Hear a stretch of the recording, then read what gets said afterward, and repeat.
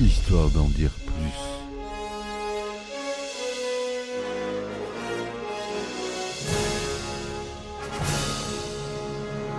Eh ben attendez, on est en France. Allez, cul sec.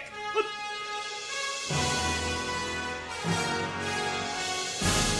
Personne ne veut le croire et pourtant c'est vrai, ils existent, ils sont là, Tarnatata. Non.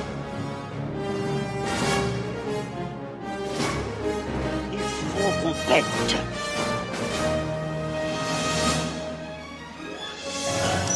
Voyons, circuit branché, convecteur temporel temporisé.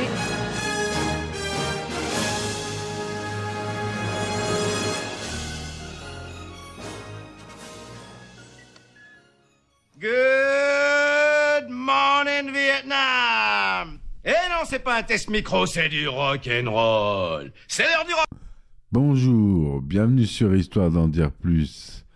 Vous aurez sûrement reconnu le cri de notre cher ami Robin Williams qui annonce l'épisode du jour. J'ai dénommé le film Good Morning Vietnam. Un film produit par la Touchstone Pictures, mis en scène par Barry Levinson et sorti en 1987.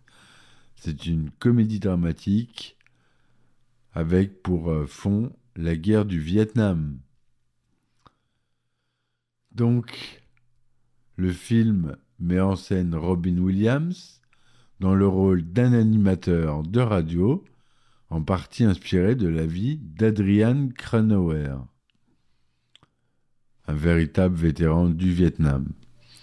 Les acteurs principaux sont Robin Williams, Forest Whitaker, Bruno Kirby, J.T. Walsh.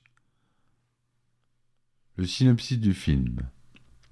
Au Vietnam, en 1965, la guerre a commencé depuis presque 2 ans. L'animateur de radio, Adrian Cranauer, est transféré de Crète à Saigon. Il vient prendre un poste à la radio de zone démilitarisée, Radio Forces Armées. Il est accueilli par son futur adjoint, le première classe Edwig Harlick. Cranauer n'est lui aussi qu'un simple soldat de l'aviation, mais c'est déjà un animateur au succès reconnu. Et c'est pour cela que le général Taylor l'a spécialement fait venir de Crète. À la radio, il fait la connaissance de ses collègues, et notamment de ses 2 supérieurs directs, le second lieutenant Hulk, qui commande l'équipe des animateurs, et le sergent-major Dickerson, qui commande la station. Hawk est un incompétent, peut respecter des hommes qu'il a sous ses ordres, et son incompréhension du goût du public et du sens de l'humour le ridiculise encore plus. Dickerson est un ancien des forces spéciales, militaire de carrière, mais réformé à cause d'un problème médical, et beaucoup plus vachard que son subordonné envers le manque de respect dure son rang. Entre lui et Cranauer, peu enclin au service, les frictions sont présentes dès le premier jour.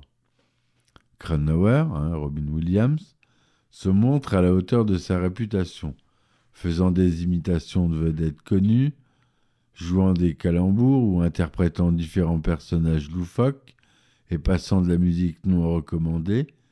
Il ouvre toujours sa émission par un « Good Morning Vietnam » en VO, assourdissant. Hawk ne comprend pas son humour, ne supporte pas sa musique, mais le reste de la station est emballé, et les GIs encore plus. Dans le même temps, Cranauer fait la connaissance de Jimmy Wah, tenancier du bar préféré des soldats. Il rencontre également une jeune fille, Trinh, une Vietnamienne, qui semble insensible à son charme. Cranauer la suit jusqu'à sa classe d'anglais et en échange d'un pot de vin, prend la place du professeur et à la place d'un anglais littéraire, il enseigne à sa classe de vietnamiens l'argot des rues, ce qui améliore considérablement la motivation des élèves d'âge très variés. Tuan, Un autre élève repère vite le manège de Cronauer et met le holà. Il est le frère de Trin et se méfie des Américains, tels Cronauer, qui veulent séduire les jeunes filles de son pays. Pour le remettre dans sa poche, Cronauer l'invite à boire une bière chez Jimmy. Malheureusement, 2 soldats hérités par Cronauer prennent à partie Tuan, ce qui déclenche une bagarre. Cronauer est sévèrement réprimandé par Dickerson, mais il ne peut vaincre l'apparente désinvolture de l'animateur.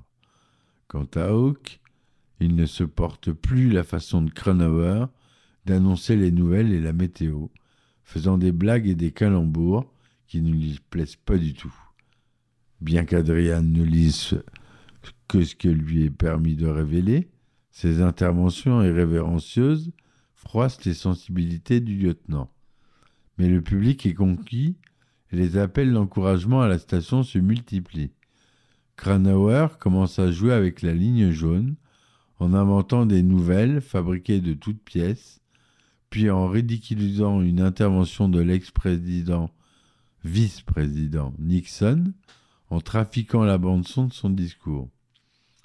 Le général Taylor, malgré la demande conjointe de Hawk et Dickerson, le couvre, estimant qu'il fait beaucoup de bien aux soldats qui se pressent autour des transistors lors de ses interventions à 16h et à 6h du matin. Il ordonne notamment à Dickerson d'arrêter ses récriminations contre l'animateur, tout chef de station qu'il est. Cronauer continue ses cours d'anglais et décroche un rendez-vous privé avec Trin. En fait de privé, Trin est accompagnée par une dizaine de membres de sa famille qui jouent les chaperons. Trin elle-même ne semble pas très enthousiaste devant les efforts de l'Américain et lui explique qu'ils ne peuvent pas avoir de relation normale compte tenu de leurs différences. Mais alors qu'Adrian est attablé chez Jimmy, Tuan lui conseille de venir avec lui car Trin le demande. Cronauer sort du bar juste avant qu'une bombe explose, tuant 2 soldats. L'animateur est secoué par ce drame, qui se passe juste avant son temps d'antenne. Arrivé à la station, il a ordre de ne pas parler de l'attentat, non officiel selon l'armée. Il dépasse cette fois la limite en s'enfermant dans le studio et en parlant de l'explosion et des morts et blessés qui en ont résulté. C'est Dickerson qui met fin lui-même à l'émission et qui obtient du général Taylor la mise à pied de Cronauer, remplacé au pied levé par Hawk, en attendant de trouver un successeur. Pendant que Cronauer prend le peu de temps pour visiter le village de Trin et Tuan, Hawk, fier d'avoir enfin son émission, fait des imitations stupides à l'antenne et ne passe que de la polka à la place du rock'n'roll que Cronauer préférait. En très peu de temps, les GIs font savoir que leur gigantesque mécontentement face à ce changement de ton, mécontentement qui est partagé et relayé par l'ensemble du reste de l'équipe des animateurs. Le général Taylor réintègre rapidement Adrian, mais celui-ci, qui ne souhaite pas reprendre, en ayant assez de la censure imposée par la station. C'est face à de jeunes soldats en route pour Nha Trang, pour lequel il fait une intervention improvisée, qu'il accepte de retourner à son poste. Pendant ce temps, la guerre s'amplifie, les troupes américaines passent de 75 000 à 400 000 hommes, la police et l'armée sud-vietnamienne matent la contestation dans le sang. Cronauer est envoyé en mission à Han Lac avec Garlic. C'est Dickerson qui a autorisé la mission, malgré l'opposition viscérale de Hawk envers tout ce qui peut impliquer Cronauer. Dickerson sait que les routes vers Han Lac sont contrôlées par les Viet Cong, mais il envoie tout de même ces 2 hommes. Leur jeep saute sur une mine et les rebelles tentent de les démasquer. Ils sont sortis de la jungle par Tuan, venu les trouver après avoir appris où ils se trouvaient, et c'est un hélicoptère Huey qui les ramène à Saigon. À la station, Dickerson tient sa revanche et annonce à Adrian qu'il doit faire ses valises. Le renseignement a découvert que Tuan, alias Phang Duc Tho, est un Viet Cong, notamment recherché pour l'attentat du bar de Jimmy. Son amitié avec Cranauer oblige le général Taylor à le lâcher et à le renvoyer au pays. Dickerson n'aura pas le temps de savourer sa victoire, puisque Taylor fait muter le sergent-major à Guam. Adrian se précipite voir Trim afin qu'elle prévienne son frère en danger de mort. Ils rejoignent Tuan et lui, et Cranauer s'explique vertement. Pour Adrian, Tuan a trahi son amitié et sa confiance, alors qu'il était son meilleur ami au Vietnam. Tuan lui répond que sa mère et son aîné sont morts à cause des Américains qui sont venus de loin pour tuer son peuple. Il n'est pas l'ennemi. Pour lui, c'est Adrian l'ennemi. Il a été assez idiot pour lui sauver la vie par 2 fois. 5 mois après son arrivée à Saigon, Cranauer repart donc aux États-Unis, non sans avoir organisé une partie de softball avec sa classe et avoir dit au revoir à Trin. Il laisse également une bande à Garlic contenant ses adieux aux troupes, que son adjoint passe lui-même à l'antenne et qui sont lui tout aussi irrévérencieux qu'avant. Voilà comment se termine ce fabuleux film de Barry Levinson, grand réalisateur. À la musique, on a Alex North. Le budget était de 13 millions de dollars, une estimation. Hein. C'est tourné en anglais avec quelques dialogues en vietnamien, tourné en couleur en 35 mm et 70 mm en 1,85e son Dolby Stereo 6 pistes. Le film dure 121 minutes. Il est sorti aux États-Unis le 23 décembre 1987, en France le 7 décembre 1988, presque un an après. Il est classé tout public. Robin Williams y joue Adrian Cranauer, Forest Whitaker, Edward Garlic, Tong Tan Tran Tuan, alias Phang Duc Tho, donc un vrai Vietnamien pour jouer un Vietnamien. Bruno Kirby, qui joue le lieutenant Stephen Hawke. Chintala Sukapatana, ça c'est une Thaïlandaise, normalement, qui joue Trin. Robert Wool, Marty Drewitz. Noble Willingham qui joue le général Taylor, J.T. Walsh le Dickerson. Voilà ce qu'on a de plus connu. Le film s'inspire de l'expérience du véritable Adrian Cranauer, mort en juillet 2018 à l'âge de 79 ans, disque jockey américain ayant eu du succès avec une émission de radio empreinte de musique rock'n'roll sur la radio des forces armées américaines. Il prend cependant beaucoup de liberté vis-à-vis du personnage authentique.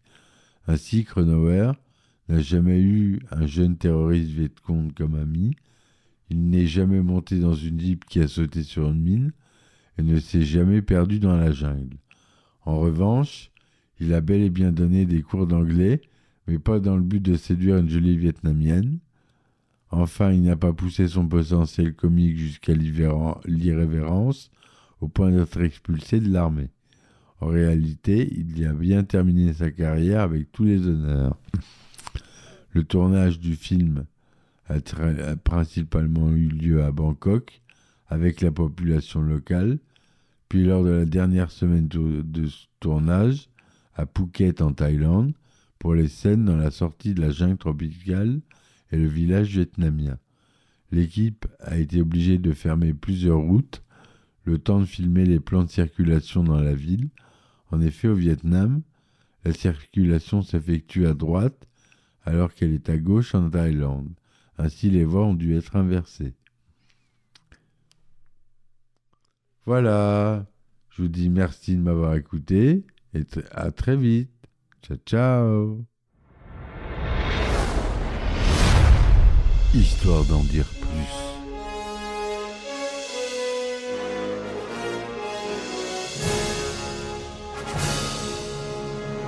Eh ben attendez, on est en France. Allez, cul sec. Hop.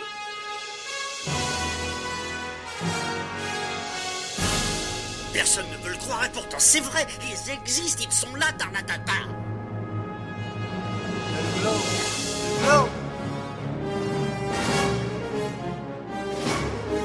Il faut qu'on pète.